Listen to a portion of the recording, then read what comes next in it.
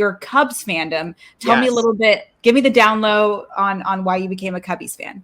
So I grew up in Chicago, and I learned how to read in the Chicago Tribune, following the Cubs in the standings, and on the Daily Racing Form at Arlington Park.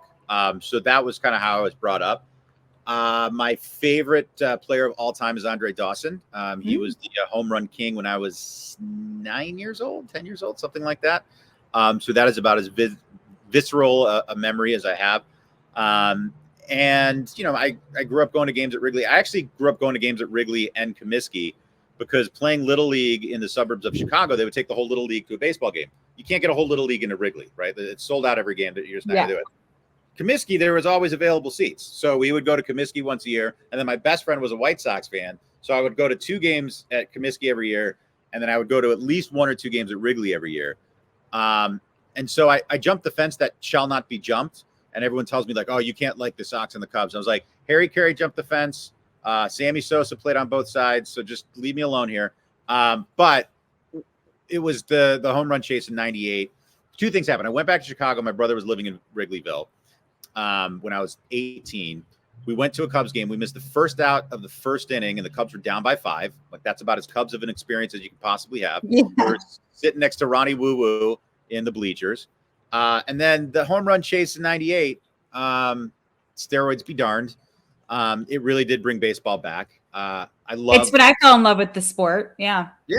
I mean, and I understand, like, I get it, but like, we don't know who was on juice and who wasn't, and we're just going by. Oh, we like to pretend like we do, though, Mike. We like to pretend like we do. Yeah.